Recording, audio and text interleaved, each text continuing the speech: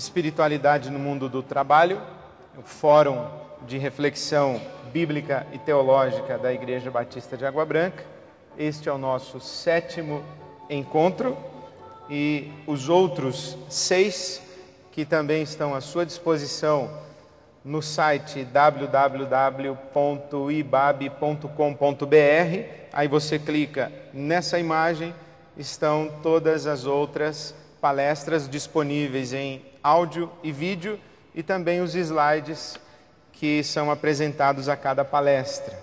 Os outros 6 encontros nós falamos sobre a redescoberta da espiritualidade e a chegada do tema espiritualidade para o mundo do trabalho e para o mundo corporativo.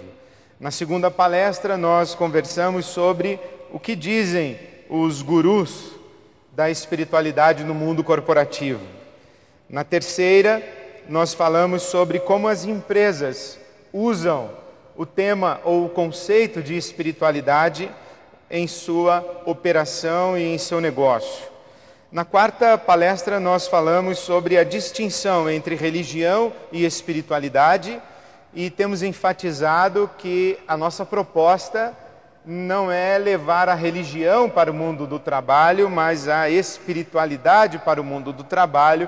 E se você quiser aprofundar uma reflexão na diferença entre religião e espiritualidade, é a quarta palestra. Na quinta palestra falamos sobre a relação entre espiritualidade e trabalho, como a nossa peregrinação espiritual afeta a nossa carreira profissional e como nós podemos enxergar a nossa carreira profissional e a atividade profissional e o próprio conceito de trabalho a partir da visão da espiritualidade, especialmente cristã.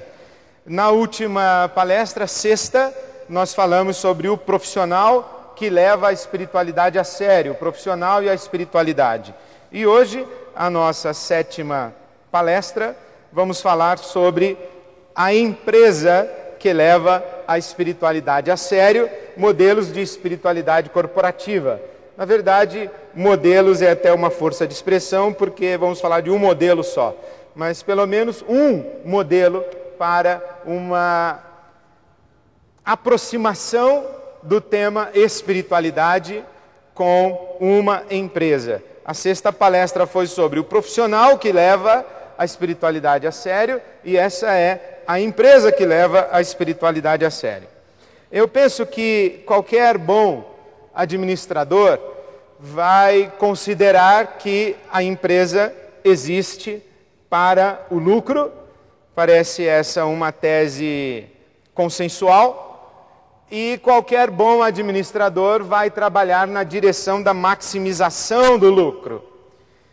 E acredito que estas são as variáveis mínimas para que uma empresa se sustente e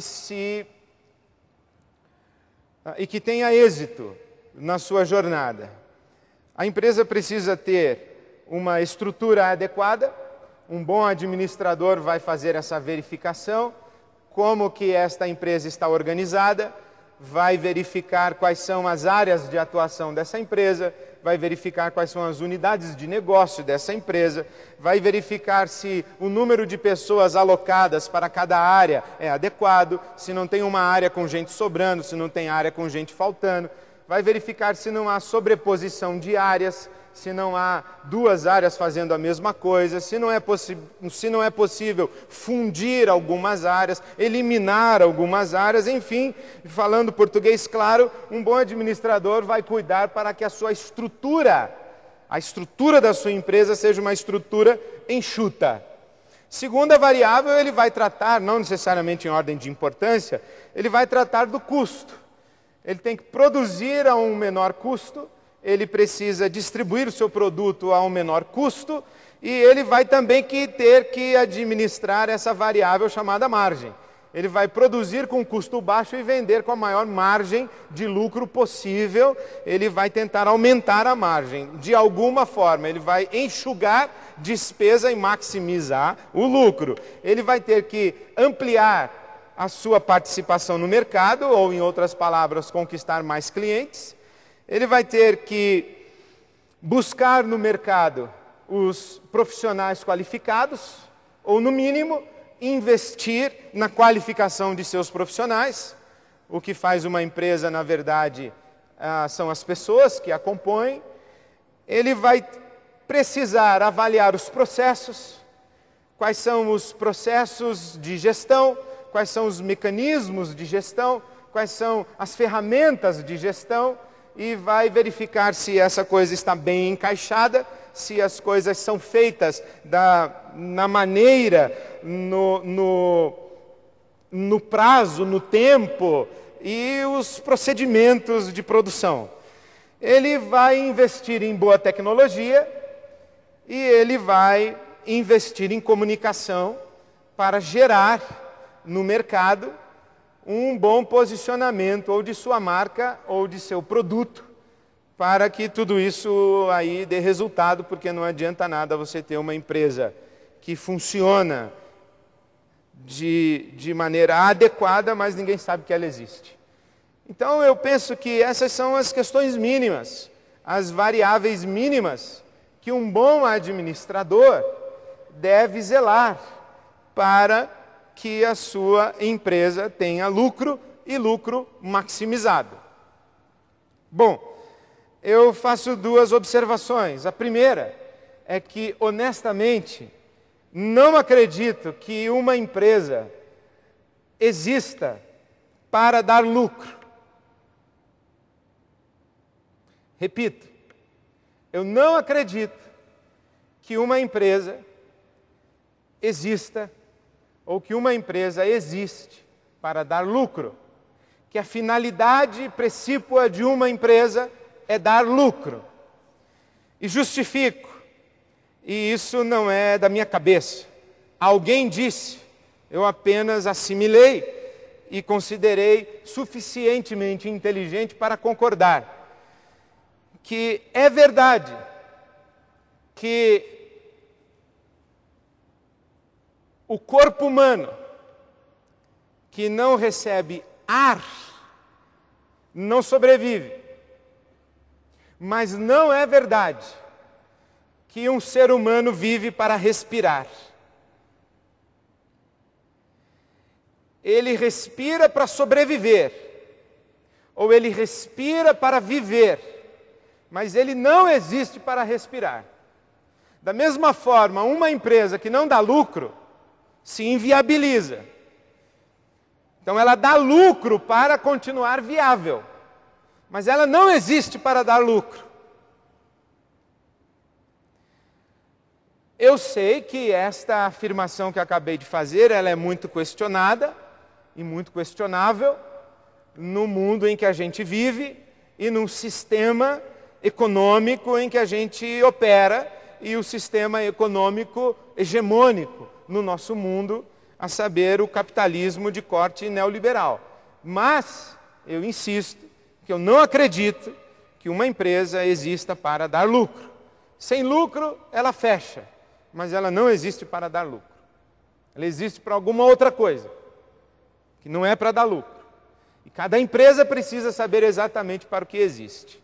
A segunda observação que eu faço é que estas variáveis devem ser consideradas as variáveis mínimas de controle de um bom administrador de qualquer boa empresa. Mas a nossa reflexão dessa noite não é sobre qualquer empresa e qualquer boa empresa. A nossa reflexão nessa noite é sobre uma empresa que leva a espiritualidade a sério. Então é possível ser uma boa empresa que se sustenta, que é viável, que tem êxito no seu empreendimento, sem levar a espiritualidade a sério? Pode ser que sim. No meu critério eu diria, não, ela é só uma boa empresa, mas ela não faz muita diferença se a grande contribuição dessa empresa é o lucro. Eu acho insuficiente, mas convenhamos, a gente pode chegar à conclusão que é possível sim ser uma boa empresa sem levar a espiritualidade a sério. A nossa questão é, como é que a gente é uma boa empresa que leva a espiritualidade a sério? Essa é a nossa pergunta. E aqui eu tenho uma dívida de gratidão a um grupo de pessoas que me desafiou a essa reflexão, e em palestras anteriores eu já fiz essa citação de uma empresa, na verdade uma usina de álcool e de cana-de-açúcar, que me chamou para o desenvolvimento de um projeto de espiritualidade para o mundo corporativo. E quando aquelas pessoas vieram falar comigo, eu percebi que na sua fala elas estavam interessadas em compartilhar a sua fé cristã no universo da sua empresa. Mais precisamente, dentro da minha conceituação, elas estavam falando não de espiritualidade no mundo corporativo, elas estavam falando de religião no mundo corporativo. E eu disse assim, não, mas espiritualidade no mundo corporativo é diferente disso que vocês estão falando. Na verdade é muito mais. E eles disseram, então o que é, pastor? Nós queremos ouvir. E foi assim, com o desafio dessas pessoas, que eu comecei a descrever espiritualidade no mundo corporativo. E elas não estavam entendendo e, na verdade, eu não estava me fazendo claro. Até que um dia o executivo principal, que graças a Deus hoje é meu amigo, ele disse assim, pastor, vamos fazer o seguinte, eu vou reunir o pessoal da área de planejamento da minha empresa e o senhor joga na parede o que o senhor está falando. Falei, bom, eu vou tentar jogar na parede o que eu estou falando. Desse exercício, e por isso eu agradeço aqueles que inicialmente eram clientes da minha empresa, hoje são meus amigos, e a empresa que eu realmente tinha, não tenho mais, eu fechei a minha empresa de consultoria para espiritualidade no mundo corporativo, e foi graças a essa experiência que eu cheguei no que eu vou apresentar agora. O que é uma empresa que leva a espiritualidade a sério? Uma boa empresa cuida disso aqui, mínimo ou no mínimo cuida disso. Mas além de cuidar disso, cuida mais do quê? E aí eu escolhi 5 palavras gregas para colocar na parede as variáveis que uma empresa que leva a espiritualidade a sério deve considerar e administrar. A primeira delas é utopia. Utopia é uma palavra grega composta. O U de negação somado ao topos de lugar. Utopia quer dizer não lugar. No imaginário popular, utopia é aquilo que é irrealizável. É um sonho. Isso é uma utopia. É algo que nunca vai se realizar. Mas há uma outra possibilidade de compreensão da palavra utopia, do não lugar. Não é aquilo que não encontra lugar para existir. Pode ser utopia aquilo que ainda não encontrou lugar para existir. Isto é um sonho, mas não necessariamente um sonho irrealizável. É um sonho que ainda não se concretizou, que ainda não se materializou.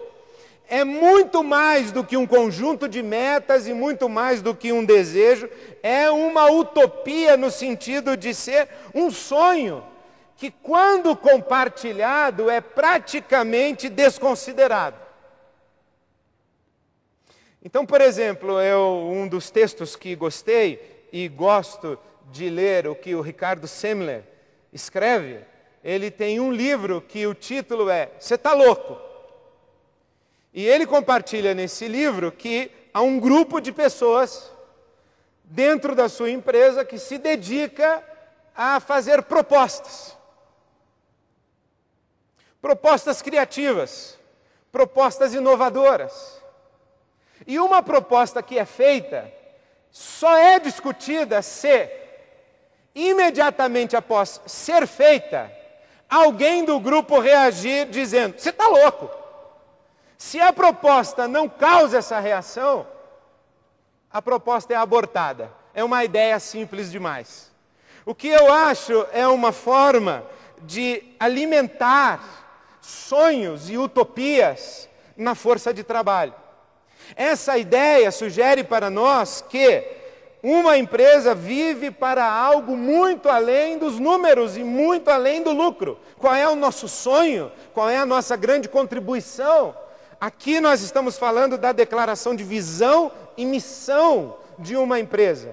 Visão é o que nós queremos ser, visão é o que nós queremos ver acontecer, missão é aquilo que estamos comprometidos a fazer para que aquilo que enxergamos no futuro venha a acontecer e venha a se concretizar. Exemplo de uma visão: eu quero colocar o homem na Lua e trazê-lo de volta em segurança até o final dessa década. John Kennedy fez esta afirmação em 1961, foi assassinado em 1963 e o primeiro americano pisou na Lua em 1969. Então a visão do John Kennedy se realizou. Porque, aliás, eu gostei muito da maneira como o John Kennedy expressou a sua visão. Colocar um homem na Lua e trazê-lo de volta em segurança. Porque colocar um homem na Lua é bem mais fácil do que colocar um homem na Lua e trazê-lo de volta em segurança. A grande questão é se ele volta, e se volta em segurança. Então essa é uma visão. Por trás dessa visão do John Kennedy, me parece que existia uma coisa muito maior. Uma percepção de que quem conquistasse primeiro o espaço sairia à frente não apenas do desenvolvimento tecnológico, mas de posicionamento estratégico no mundo todo. Então, a visão do John Kennedy não era apenas chegar na Lua e voltar. Era desenvolver tecnologia suficiente para ter o domínio sobre o espaço mínimo do planeta Terra. Outra visão: eu tenho um sonho. Que um dia o sol se levante sobre a América e os nossos filhos e os nossos netos sejam julgados não pela cor da sua pele, mas pela grandeza do seu caráter. Martin Luther King Jr. Eu tenho um sonho. Foi assassinado em 1963. Porque tinha um sonho. Não vale a pena viver sem um sonho. E se o trabalho consome tanto da nossa vida, não vale a pena trabalhar sem um sonho. Eu diria mais, não vale a pena trabalhar numa empresa que não tem um sonho, que não tem uma utopia. Eu concordo com o Frei Beto que ele diz que quem não é viciado em utopia é viciado em alguma outra coisa. É bom a gente ser viciado em utopia. Porque a utopia é a força de propulsão das revoluções. Então talvez você diga assim: ah, pastor, você citou John Kennedy, Martin Luther King Jr., você quer comparar com a minha empresa? É, eu quero. Quero. Tenho um sonho, não importa se a sua empresa é você e mais um, você e mais 10. Tenha um sonho. Você tem que ter um sonho. Um sonho que justifique o engajamento de cada pessoa. Um sonho que diga para cada pessoa por que ela faz o que faz. E qual é o projeto maior que ela está ajudando a construir e implementar. Uma empresa que não tem um sonho traduzido numa declaração de visão e numa declaração de missão, ela não tem um sonho. Pode ter desejos, mas ela não tem um sonho. A empresa deve dizer claramente, colocar em palavras, qual é o seu sonho. E deve, inclusive, se certificar de que cada colaborador, no mínimo, saiba dizer qual é o sonho dessa organização. Então, as pessoas são movidas por sonhos. Quanto mais elevados os sonhos, mais intensos os sacrifícios, mais digno o trabalho e mais gratificante o compromisso de serviço.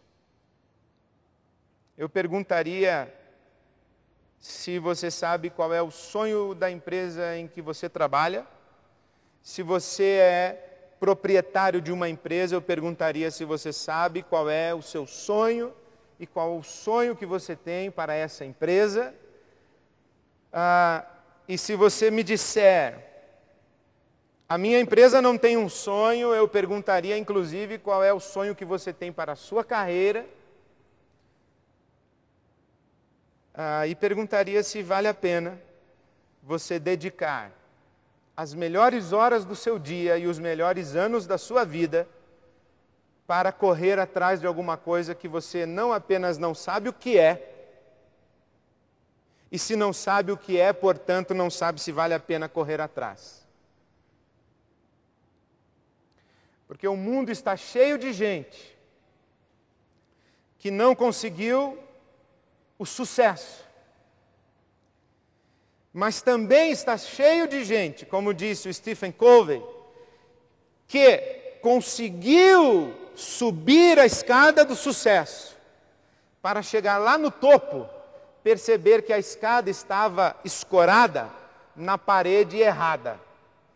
Então é bom que você saiba como você define sucesso, como você define êxito e qual é o sonho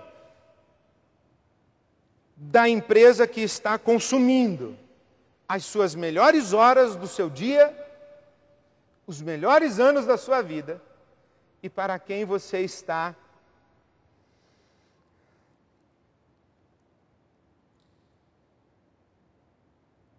eu ia dizer doando, mas achei que não é bem doação. Ia dizer negociando, alugando, mas acho que essas palavras são pobres. Emprestando. Então vou ficar com dedicando. Você está dedicando suas melhores competências, você está dedicando seu esforço, sua saúde, para correr atrás do quê? Então, uma empresa que leva a espiritualidade a sério, ela tem um sonho, ela tem uma utopia, ela tem algo que ela quer ver acontecer no mundo e se sente responsável por ou fazer acontecer ou cooperar para que aquilo seja feito. Segunda palavra que eu sugiro é oikos, de onde vem oikomené ou ecumênico. Oikos é a palavra cuja tradução mais simples é casa. Oikos é a nossa casa comum. A casa onde moramos juntos. E eu penso que oikos diz respeito ao ambiente interno da empresa. As relações internas da empresa, principalmente. As relações colaborador-colaborador. As relações empresa-colaborador e colaborador-empresa. Como é esse ambiente interno? Como são estas relações internas da empresa? Quais são os modelos de liderança dessa empresa? Que tipo de liderança nós temos aí dentro dessa empresa? É uma liderança maquiavélica? Que os fins justificam os meios? Lidera-se por pressão, intimidação, ameaça? Lidera-se na base do poder hierárquico? Qual o modelo de liderança que existe dentro dessa organização? Quais são as qualidades dos times, das equipes que integram essa organização? os grupos de trabalho? Como se avalia a expressão sinergia dentro dessa organização? Sinergia é mais do que soma. Na soma, 1 mais 1 igual a 1. Na sinergia, 1 mais 1 é igual a... 1 mais 1 na soma, 1 mais 1 igual a 2, né? Desculpa. 1 mais 1 igual a 2 na soma. Na sinergia, 1 mais 1 igual a 3, 4, 5, 10.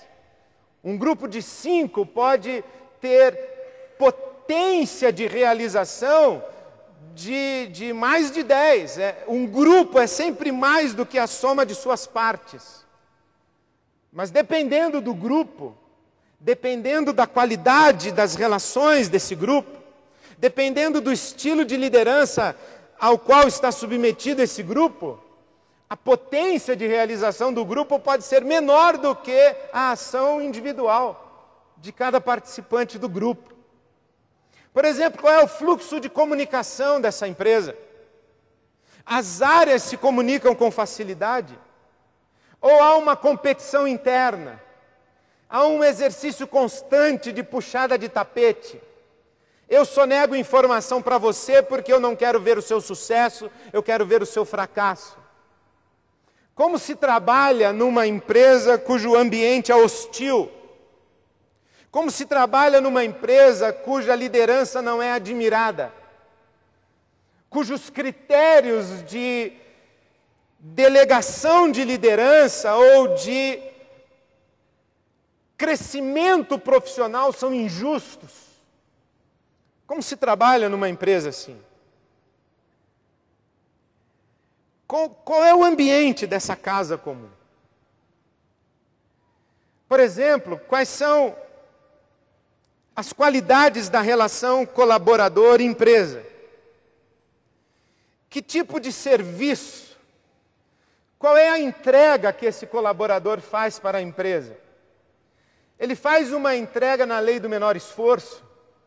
Há eficiência, eficácia, há qualidade, há produtividade? Ou há roubo? Há roubo de tempo, há roubo de recurso, há roubo de informação. O que é que esse trabalhador entrega? Qual é ou como se pode medir o ingrediente lealdade minha para com a minha empresa? Eu já contei para vocês que fui fazer palestra numa empresa que oferecia um iPod, uma televisão de plasma, uma motocicleta para o trabalhador mais dedicado. E na minha palestra, infeliz, eu falei que me sentiria ofendido se alguém me oferecesse um iPod para eu trabalhar melhor. Isso para mim é uma ofensa, porque eu já estou partindo do princípio que na minha relação de trabalho, eu estou dando o meu melhor. Então, se alguém vai dizer para mim que eu vou trabalhar mais dedicadamente, vou entregar algo com melhor qualidade, vou produzir mais, em troca de um iPod, eu já fico ofendido. Mas sabe o que é pior? É que é verdade. As pessoas trabalham mais em troca de um iPod ou de um sorteio de uma TV de plasma no fim do ano, no Natal. Qual é essa relação colaborador-empresa? Eu tenho orgulho de pertencer a essa empresa? Eu gosto de dizer que trabalho lá? Ou eu estou louco para sair e assim que eu puder e tiver uma oportunidade, eu vou embora? Qual é a qualidade da relação empresa-cooperador? Como que eu remunero? Eu remunero o mínimo. Ou, por exemplo, uma vez, quando eu era pastor de uma outra igreja, no início do meu ministério, eu recebi uma proposta salarial e a igreja pagava 70% do salário prometido. Mas tudo bem, e eu trabalhava. Até que a minha esposa ficou grávida. Sabe que essas coisas acontecem. E a família ia aumentar. E eu precisava saber o que eu ia fazer da vida, que providências eu deveria tomar. Porque naquela época eu já conhecia aquela história do sujeito que perguntou ao Dr. Tancredo Neves, numa convenção de partido, se o Dr. Tancredo Neves poderia ajudá-lo. E disse assim: sabe, Dr. Tancredo, minha esposa está para dar à luz, já na próxima semana eu estou meio desprevenido. O senhor não pode me ajudar? E o Dr. Tancredo teria respondido: meu filho, se você que sabe há 9 meses está desprevenido, imagina eu que fiquei sabendo agora. Então eu não queria que a minha esposa chegasse ao momento de dar à luz e eu estivesse desprevenido. Então fui procurar a diretoria da empresa que me contratou, a saber, uma igreja. E disse: olha, os senhores me prometeram um salário X, mas não está acontecendo. E já há um ano que, ou meses, bons meses que eu estou aqui, então gostaria de saber o que é que vai acontecer para saber que providências eu tomo. E a primeira fala do diretor da igreja foi: pastor, qual o mínimo de aumento que o senhor aceita para não ir embora? Aí eu disse: bom, para não ir embora, eu não preciso nem mesmo de aumento. Eu só estou querendo saber quanto eu vou ganhar o mês que vem. Mas veja que raciocínio, e veja que pergunta está embutida. Também soube de uma outra igreja. Eu vou falar de igreja para não falar da sua empresa. Eu soube de uma outra igreja. Eu estava lá, domingo pela manhã. Eu ia pregar nessa igreja como pregador convidado. Estou lá sentado. E num determinado momento do culto, levanta-se o presidente da igreja e diz: irmãos, tenho notícias para a igreja. O nosso pastor que estava indo embora e anunciou a sua saída no último domingo, nós nos reunimos com ele e oferecemos a ele um bom aumento salarial. E ele resolveu ficar, irmãos. E nós da diretoria resolvemos sair. Então agora a igreja tem um pastor, mas não tem mais uma diretoria, os irmãos precisam de uma outra diretoria. E eu lá sentado, ia pregar logo em seguida, falei: o que eu falo agora? Que relação é essa de trabalho em que alguém se vê praticamente obrigado a ser subornado para trabalhar e alguém precisa subornar para que o outro trabalhe? Que relação é essa? Que casa é essa onde eu estou vivendo os melhores anos da minha vida e para quem estou dedicando as melhores horas do meu dia? Essa casa, vale a pena morar nessa casa? Pode ser, inclusive, que eu tenha um ótimo salário e a minha empresa seja muito lucrativa. Mas ela, com certeza, não é uma empresa que leva a espiritualidade a séria, porque a palavra dignidade passa longe das relações que existem no ambiente interno. A terceira palavra é ethos, de onde nós vamos derivar todos os nossos conceitos de ética. Ética tem a ver com princípios, com valores. Valores são aquelas coisas que nós julgamos importantes. Mais do que isso, são coisas que nós não estamos dispostos a sacrificar no processo das nossas relações e das nossas transações. Valores são traduzidos em políticas. Valores são traduzidos em políticas. Outro dia eu fiquei sabendo de uma empresa que fez um extraordinário refeitório para os seus colaboradores. Mas numa pesquisa de clima organizacional, o entrevistador, meu amigo, encontrou vários funcionários que não usavam o refeitório. E ele quis saber por quê. E descobriu que no bandejão eles eram servidos apenas de um pequeno pedaço de carne. Eram trabalhadores braçais do chão da fábrica. Um refeitório de primeiro mundo, mas um tratamento desrespeitoso.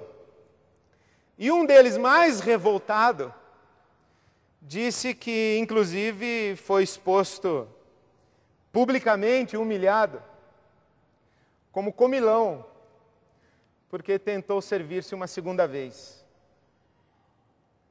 E jurou que jamais pisaria naquele refeitório novamente. Valores, princípios, políticas, práticas. Está na moda nas empresas a expressão compliance, os compromissos éticos. Inclusive, algumas empresas exigem que seus colaboradores assinem um termo de comprometimento ético. Um outro amigo meu perdeu, num processo de licitação ou numa concorrência, um grande contrato. Entrou na sala do chefe e disse: chefe, más notícias. Perdemos o contrato. O chefe disse o seguinte: mas você não desenvolveu caminhos alternativos para esse contrato? Ao que o meu amigo respondeu de imediato: se o senhor assinar um memorando para mim, autorizando que eu desenvolva caminhos alternativos, eu desenvolvo amanhã de manhã. E o chefe disse: de jeito nenhum. Então, o compliance de muitas empresas é para fugir de responsabilidades jurídicas. Não é, de fato, para uma postura ética no mercado. É mais um ato de esperteza e uma forma indigna, desonesta, de lavar as mãos e deixar a corda arrebentar no lado mais fraco. Uma empresa que leva a espiritualidade a sério tem ethos, tem princípios, valores que são traduzidos em políticas e práticas. Quarta palavra é praxis. Nós já falamos bastante sobre praxis. Diferente de prática. Prática é a ação automatizada, é a ação mecânica. Prática é aquilo que a gente faz sem pensar, já está incorporado. Praxis não. A praxis é aquilo que eu faço e sei por que faço. É uma ação refletida, é uma ação criativa, é uma ação libertadora e é uma ação que exige, não raras vezes, posturas radicais. Então é uma empresa que tem praxis. No exemplo daqueles meus amigos da usina, praxis implica, a partir do ethos, dos princípios e valores das políticas e das práticas, uma nova postura na relação com os boias frias. A praxis quer saber qual é a contribuição social da ação dessa empresa. E hoje nós estamos falando de duas coisas muito importantes para a maioria das empresas: responsabilidade social e desenvolvimento sustentável. Desenvolvimento sustentável é desenvolvimento econômico que seja ao mesmo tempo social e ecologicamente responsável. Uma empresa não pode ter uma postura predatória do meio ambiente e predatória do mercado e da sociedade. Então, uma empresa que leva a espiritualidade a sério, ela será comprometida com o desenvolvimento sustentável. E será comprometida com responsabilidade social. Mas, eu pessoalmente acho que, é claro que existem muitas empresas que desenvolvem programas debaixo desse guarda-chuva chamado responsabilidade social. Mas a maioria das empresas coloca os seus programas de responsabilidade social na área de marketing. Eu acho que é muito interessante. É muito interessante que as ações que estão debaixo do conceito de responsabilidade social não são necessariamente motivadas por uma consciência ética, mas por uma compreensão de que uma empresa com uma boa imagem pública tem mais aceitação no mercado e, portanto, mais possibilidade de êxito. Eu acho, na verdade, um contrassenso colocar responsabilidade social debaixo de marketing. Se você perguntar para mim onde eu colocaria, eu não sei. Mas eu não colocaria debaixo de marketing. Porque já dizia o Kant que toda ação ética movida por um interesse pessoal não é uma ação ética. A ação ética, ela é altruísta, desinteressada. Então, se eu ajudo você a lavar seu carro no sábado à tarde, porque eu estou querendo pedir para que você rache comigo a reforma da calçada, ajudar você a lavar o seu carro não foi uma ação ética. Foi um ato de negociação sem que você soubesse que eu estava negociando com você. Foi uma forma de fazer com que você se tornasse o meu devedor moral, para complicar você na hora de dizer não para o projeto que eu estou propondo para você. Tem nada de ética, tem a negociação. Então a ação ética, a praxis, exige, inclusive, alguma vez que, muito provavelmente, eu tenha que sacrificar lucro. Perder no aspecto econômico para ganhar no capital intangível da postura ética.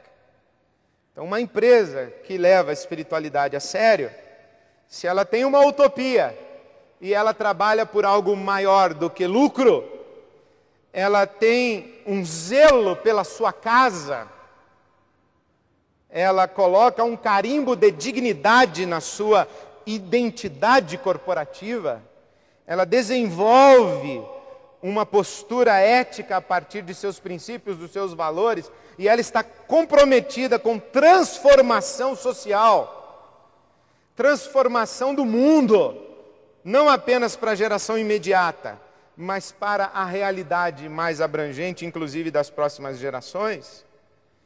Ela precisa estar disposta não apenas a ganhar menos, mas também, quem sabe, até a perder, para que o ganho seja integral e não apenas econômico.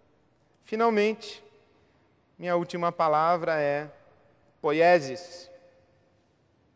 Poiesis, que o professor Mário Sérgio Cortella traduziu bem no título do seu livro, Qual é a sua obra? E poiesis é esta palavra que fala do trabalho como uma expressão da própria persona que realiza o trabalho. É quando eu faço um trabalho e eu me vejo no trabalho que eu faço. Eu faço um trabalho e eu me orgulho do trabalho que eu faço. Aliás, eu me lembro de uma experiência que eu li, da Ford, em que um dos diretores chamou a sua equipe de engenheiros e disse: nós vamos fazer um carro.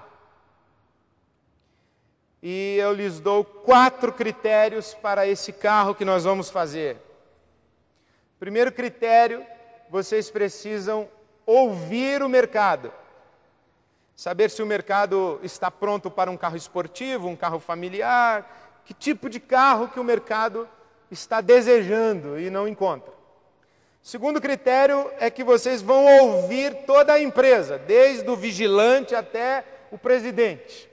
Vai dar palpite nesse carro. O terceiro critério é que nós não vamos economizar na qualidade.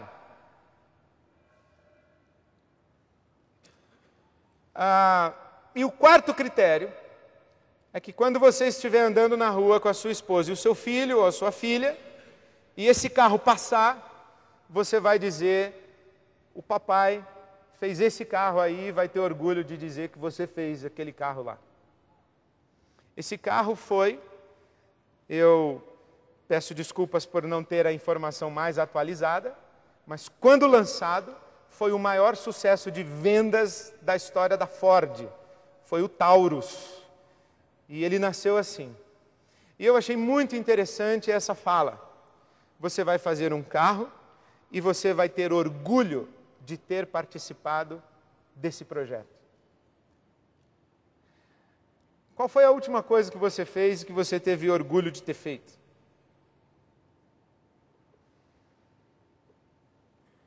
Qual foi o último projeto do qual você participou e você teve orgulho de fazer? Isso faz lembrar o Cláudio Arrau, aquele pianista chileno. Ele disse: quanto mais eu gosto do que eu faço, menos eu chamo de trabalho. Qual foi a última coisa que você fez no seu ambiente de trabalho que você não chamaria de trabalho? Que foi a sua poiesis, foi a sua obra, foi algo que você fez e que você se colocou dentro daquilo que você fez. Esse é o conceito de inspiração. Quando a gente diz assim que a Bíblia é a palavra de Deus, inspirada por Deus, o inspirar o que é? Então pense o seguinte, que a Bíblia é um livro que Deus trouxe para dentro de si mesmo. Imagine isso. Aqui está uma obra, e quando Deus vê essa obra, Ele diz, essa obra é uma expressão exata do que eu sou. Eu vou trazer esta obra para dentro de mim. Qual foi a última coisa que você fez e que foi inspirativa? Qual foi o último trabalho que você realizou e que você disse, eu tenho orgulho de ter feito isso. Isso tem a minha cara, isso de fato expressa quem eu sou, e eu vou trazer isso para dentro de mim. Inspirar pode ter um outro sentido, é colocar-se para dentro da obra. Então digamos, a Bíblia Sagrada está aqui, Deus olha para esta obra e diz, esta obra me expressa, me revela, diz quem eu sou de fato, eu vou mergulhar para dentro dessa obra. Então, qual foi a última coisa que você fez e que você mergulharia dentro dessa coisa? Em que você tinha que interromper e interrompia o seu trabalho contrariado. Interrompia porque tinha que interromper. Diferente daquele trabalhador que está batendo, e quando ele faz esse movimento e bate o sinal,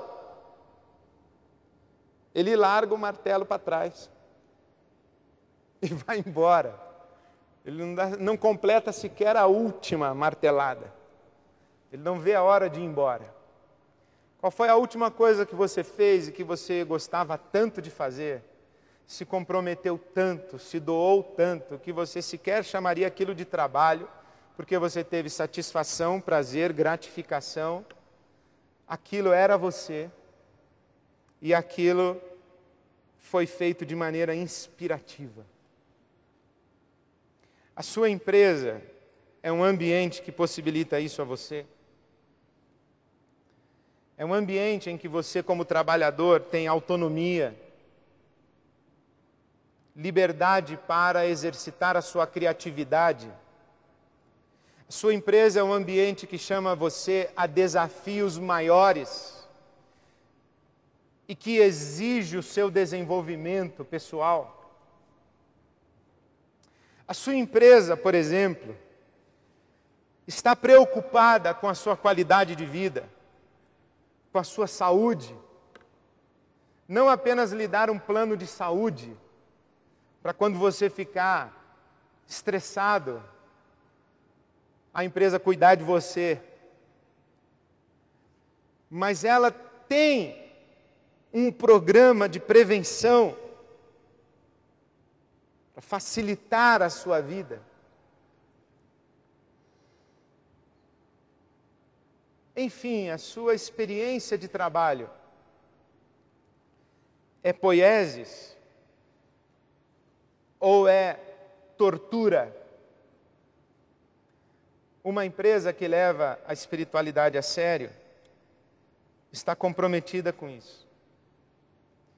Está comprometida não apenas com a sua utopia abrangente de futuro, mas com a qualidade da cadeira em que o colaborador está sentado para realizar o seu trabalho, a qualidade do banheiro que esse colaborador usa, enfim.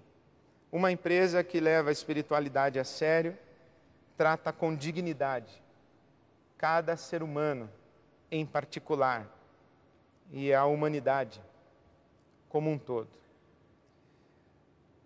Eu acho que qualquer bom administrador entende de estrutura, custo, margem, share, mercado, né? Sabe trabalhar com bons profissionais, desenvolve processos, mecanismos de gestão, investe em tecnologia e comunicação. Mas somente uma empresa que leva a espiritualidade a sério faz tudo isso nessa moldura de utopia, oikos, ethos, praxis e poieses. Eu acredito que o número de empresas que levam a espiritualidade a sério é pequeno, mas graças a Deus é crescente. E eu peço a Deus que um fórum como esse e a nossa mínima participação de volta ao nosso mundo do trabalho ou ao mundo do trabalho que tem a nossa influência, seja uma forma de cooperação para que o número de empresas que de fato leva a espiritualidade a sério se multiplique no nosso país. Porque, na verdade, nós não queremos apenas empresas melhores. Nós queremos um mercado mais justo, nós queremos uma sociedade mais justa, nós queremos um país, nós queremos um mundo melhor. É isso que nós queremos. E eu tenho para mim, e encerro com essa minha convicção pessoal,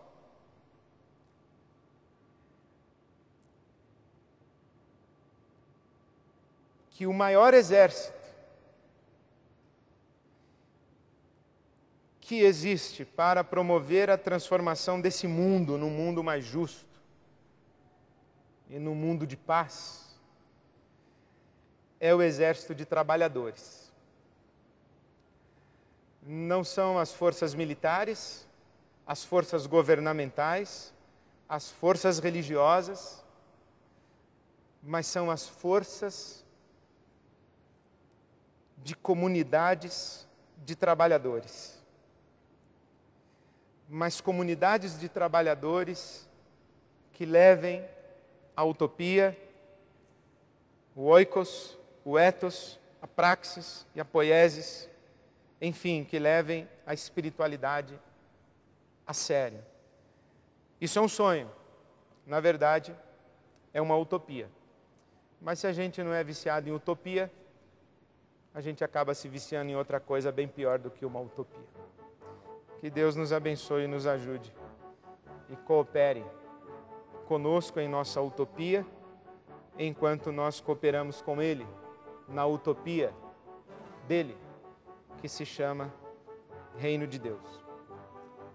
Amém.